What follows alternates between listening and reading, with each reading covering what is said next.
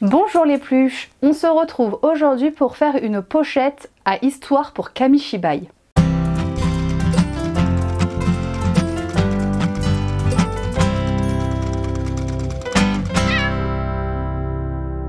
Le Kamishibai, qu'est-ce que c'est? Alors, c'est cette œuvre réalisée par mon papa, que vous pouvez évidemment acheter, que vous pouvez faire, il y a des tutos partout, mais celui-ci, il est unique, il a été fait par mon papa. Pour l'instant, il est blanc, mais le but c'est que je trouve un motif qui me plaise et que je le peigne dessus. Mais regardez, il m'a quand même mis des petites accroches, comme ceci.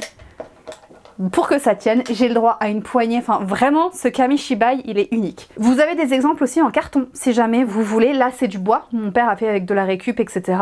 Par contre du coup vous pouvez en trouver aussi à faire avec des cartons vous savez assez épais et du coup peut-être plus facile à faire et moins onéreux aussi. C'est donc cet objet, le Kamishibai en fait c'est un petit théâtre si vous voulez pour lire des histoires. Donc quand on ouvre, on se retrouve donc la majorité ont 3 volets. Donc là on a bien 3 volets, hop.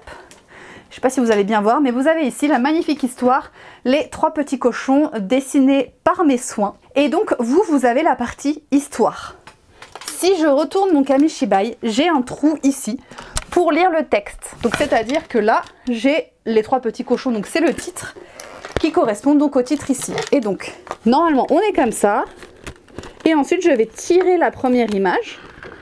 Vous avez donc une autre image et moi derrière en faisant ça, donc je la remets bien, j'ai le texte. Il était une fois 3 petits cochons qui décidèrent de construire chacun leur maison, qui correspond donc à l'image qui est là. Des histoires, j'en ai dessiné plusieurs. Alors, je recopie des dessins qui existent déjà, mais j'ai aussi fait Roule-Galette, j'ai fait Nous quand on sera grand, les 3 petits cochons, et j'en ai fait un autre que je n'ai pas du tout en tête pour l'instant, mais je crois que j'en ai fait 4. Moi, ça m'occupe devant la télé et tout ça, j'aime bien faire ça. Le problème, c'est que pour les transporter à la crèche, comme c'est pas quelque chose qui est figé pour une seule section, et un seul endroit, je voulais pouvoir les ranger et même pour moi si je veux m'en faire d'autres ou les ramener pour les lire à ma fille parce qu'ils m'appartiennent, j'ai besoin d'un sac, d'une housse pour les ranger. Donc ce que je comptais faire en fait c'est un genre de gros tote bag tout simplement, assez large donc à la forme des histoires comme ça avec 2 anses de façon en fait à pouvoir le mettre sur l'épaule et vous voyez tenir le Kamishibai et donc on a quand même une main de libre parce qu'on a beaucoup de portes pour ouvrir ou pour prendre autre chose ou tenir la main d'un enfant je sais pas mais au moins pour être disponible et ne pas les abîmer parce que j'en ai laissé certains qui ont été abîmés et c'est ça qui m'embête bien que ce soit plastifié. Là au moins ça serait dans une pochette et on sait que dans cette pochette il n'y a que mes affaires à moi, enfin que mes Kamishibai. Voilà, je voulais aujourd'hui faire un tote bag pour ranger les Kamishibai donc ça serait un tote bag où on va calculer pour savoir quelle forme on a besoin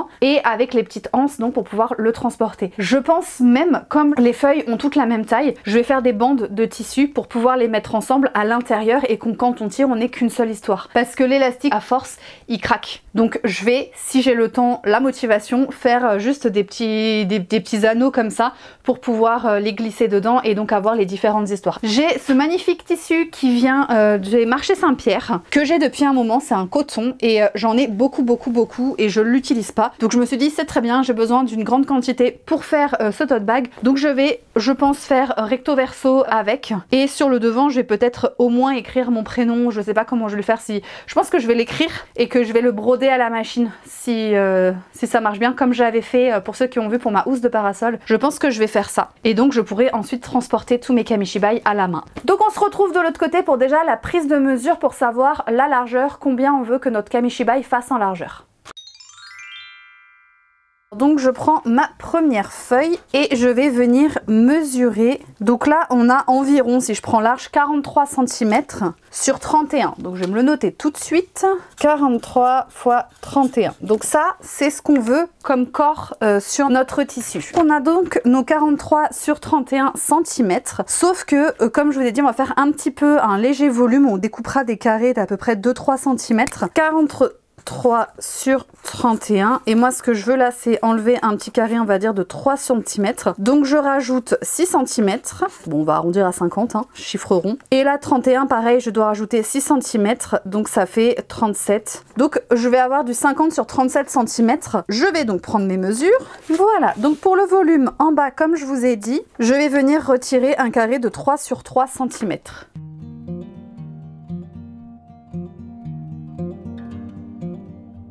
Et voilà, donc ça, j'ai mon devant, mon derrière. Je vais venir découper exactement la même chose pour avoir ma doublure et je vais découper 2 bandes de tissu pour pouvoir faire mes anses. Si vous avez envie de faire un sac pour quelque chose de plus grand, plus volumineux, bah vous coupez simplement des carrés ici plus grands, ce qui vous fera un volume plus grand. Donc une fois que j'ai tout découpé, je reviens vers vous pour qu'on fasse le montage. Alors, je sais pas si vous allez voir, mais j'ai écrit mon prénom en bleu. Je sais pas trop si à la caméra je vois, pas au retour si on le voit. J'espère qu'on le voit. Bon, j'ai écrit mon prénom avec des feutres spéciaux, donc qui partent avec la chaleur. Pour ne pas me faire avoir comme dans le sac, vous savez, où j'ai dû broder par-dessus. Donc là, je vais tout simplement suivre le tracé en fait que j'ai fait avec ma machine pour écrire le prénom Julie, donc mon prénom, vu que là-bas je suis pas connue sous Juju Pluche. Donc sur ma partie extérieure.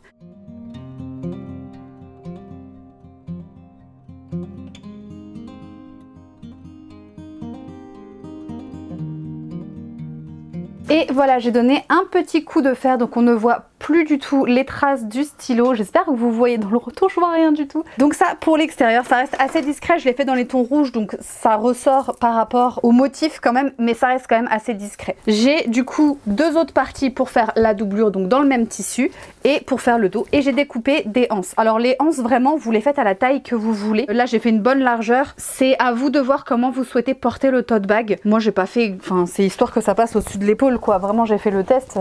Voilà, c'est histoire que ça passe au-dessus de l'épaule et qu'on soit quand même à l'aise. Donc je vais venir les positionner endroit contre endroit et coudre tout le long. Je laisse ouvert en haut et en bas parce que ça sera pris dans les coutures. Donc je fais ça, je les retourne, vous le savez, c'est la partie que je préfère, et je donne un petit coup de fer pour que ce soit bien propre.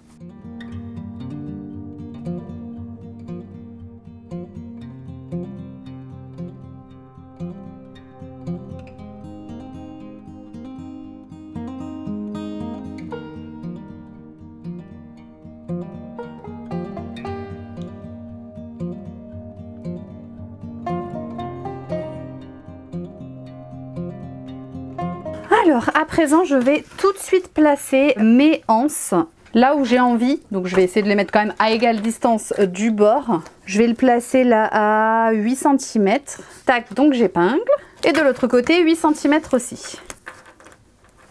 Donc je fais ça sur du coup ma face de devant, je prends une face pour l'arrière et je viens les placer exactement au même endroit pour qu'elles se retrouvent en face. Je viens à présent me placer endroit contre endroit et je vais venir coudre du coup le côté ici, forcément le côté opposé, et le bas ici. En couture droite, on laisse le haut ouvert, c'est le haut de notre tote bag. Donc je fais ça dans ma partie extérieure et je vais venir faire la même chose dans ma doublure à la seule exception, donc endroit contre endroit, hop, en bas, je vais laisser une ouverture, c'est-à-dire que je couds pleinement mes côtés et là je vais coudre à peu près sur 8 cm, pareil de l'autre côté, et je laisse une ouverture ici. Vous allez voir qu'après ça va nous permettre de retourner notre tote bag et de faire le finition à l'intérieur, comme ça, ça ne se voit pas à l'extérieur et c'est plus joli.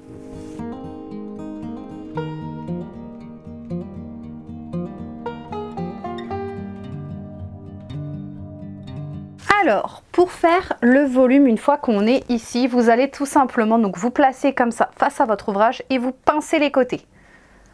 Hop, et donc on se retrouve à avoir un volume et donc j'aligne bien mes coutures comme ceci et je couds. Ce qui fait que vous voyez, comme je suis à l'inverse du reste, je crée un volume. Donc je fais ça dans mon extérieur et dans ma doublure.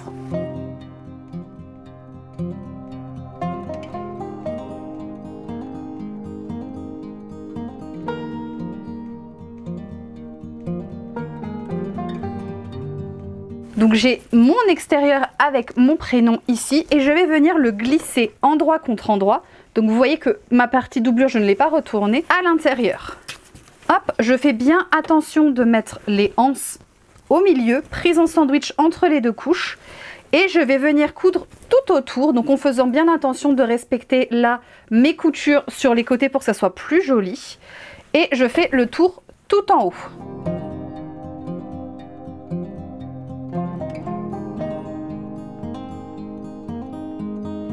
Et voilà, du coup, je retire bien les aiguilles et la petite ouverture qu'on a laissée ici est très utile parce que comme vous voyez, hop, je vais retourner mon sac par là. Donc là, pour l'instant, ça ne ressemble à rien. Vous avez mon extérieur et la doublure. Je viens tout simplement faire un rentré, c'est-à-dire que je plie en deux ici et je mets bord à bord. Je fais un rentré ici, je couds et je replace ma doublure à l'intérieur. Vous allez voir, du coup, on aura notre tote bag qui est terminée. Je ferai, je pense, juste une petite surpiqûre en haut pour que ça soit plus joli. Et on va pouvoir tester, voir si nos Kamishibai rentrent dedans.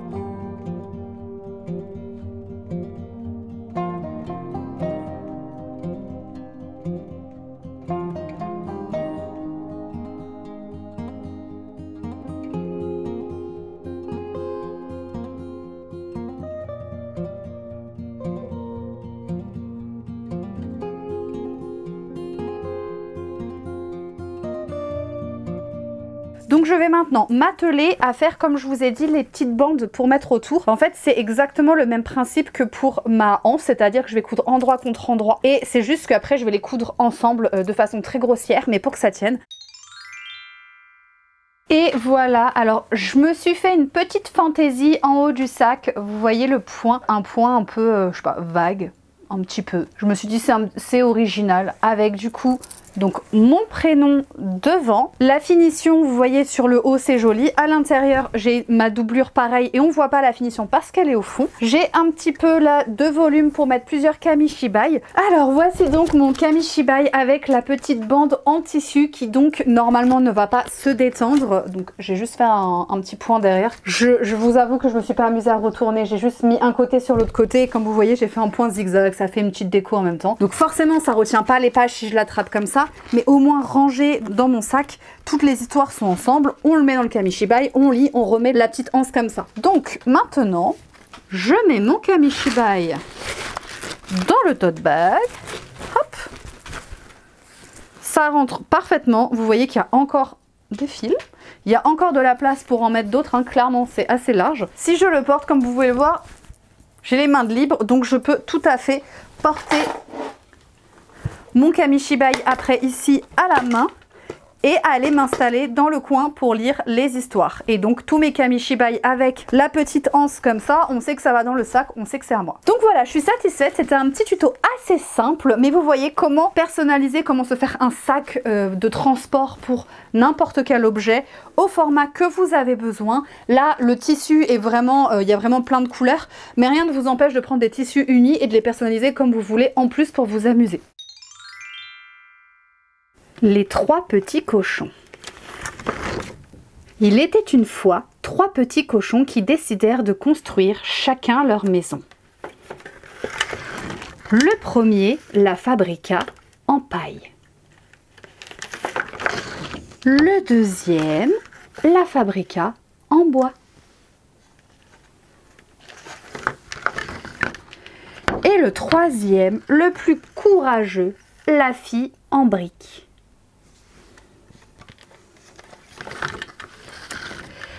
Miam! Je vais me régaler, dit le loup affamé en les apercevant.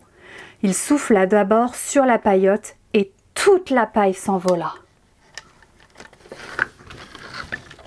Effrayé, le petit cochon se réfugia chez son frère. Mais le loup souffla sur la cabane et toutes les branches s'éparpillèrent.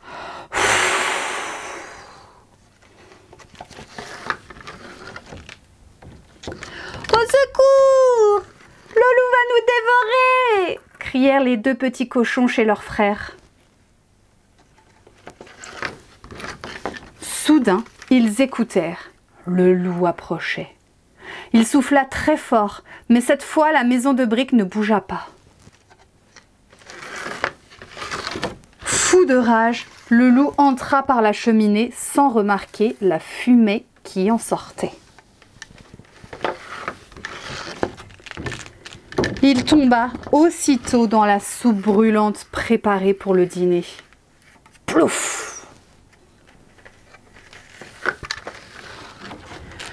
Le loup s'enfuit en hurlant de douleur, et les petits cochons n'entendirent plus jamais parler de lui.